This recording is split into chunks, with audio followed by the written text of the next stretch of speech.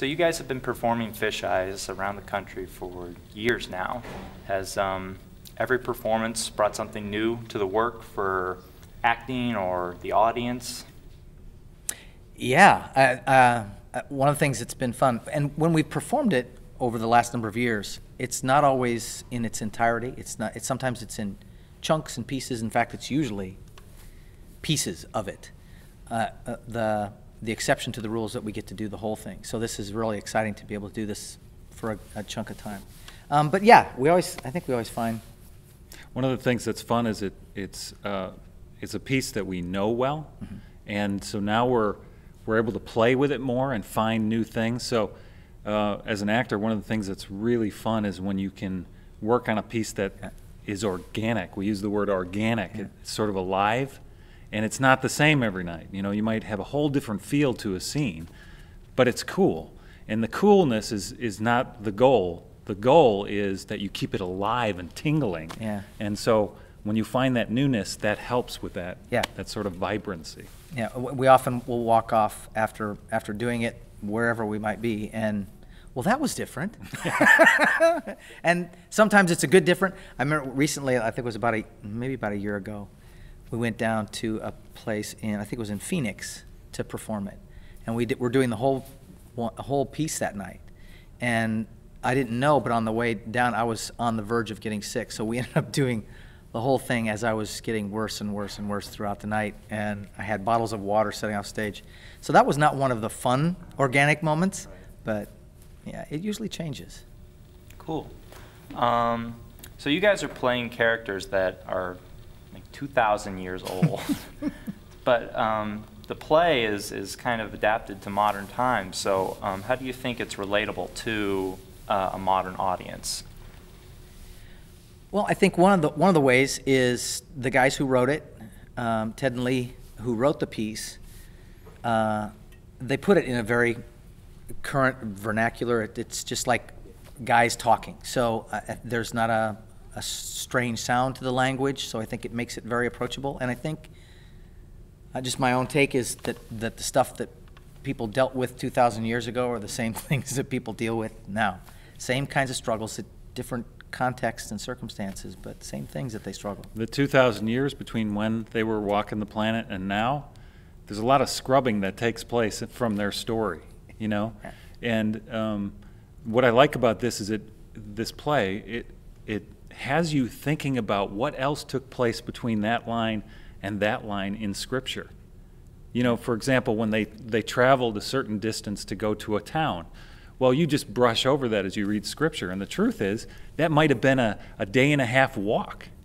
And just imagine what takes place in that day and a half. Yeah. Think about a road trip you take with your friends where you're going to visit someplace and you're in the car together, you know, and you sleep at night in a parking lot. I mean, that's the kind of stuff that took place with them, albeit under different situations. Yeah. And that's what's so interesting, is to think about these guys were real people. In fact, there's a scene in the play where one of the guys has had it. He wants to quit. Peter wants to quit. Now, Scripture never talks about that, but it's very possible that these guys got so confused there were times when they wanted to walk away. Yeah. And they didn't understand. And that's one of the things that I think is relatable to anyone, I think pretty much in any time, is everybody knows what that feeling is when you get to a point of frustration where you just want to walk away from everything. Yeah. So it connects. So that kind of leads into my next question. Has the show surprised you in any way over the years, as far as how audiences react, or how maybe your attitudes towards the show have changed? Audience reaction is always a surprise. I mean, there's some places where you feel like you're fairly certain that this kind of a response will happen.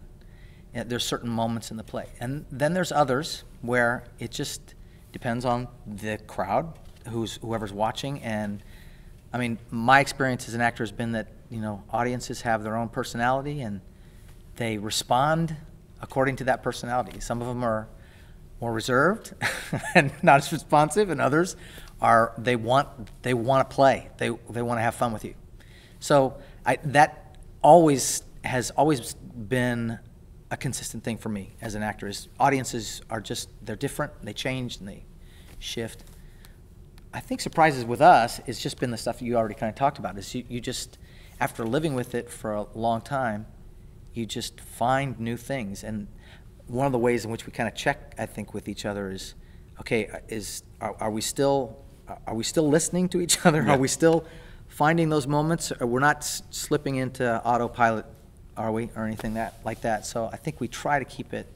And Mark's great about that. He pushes and he tries different things, and of course, hopefully I'll respond to the difference that he throws at me. So. And I think in terms of,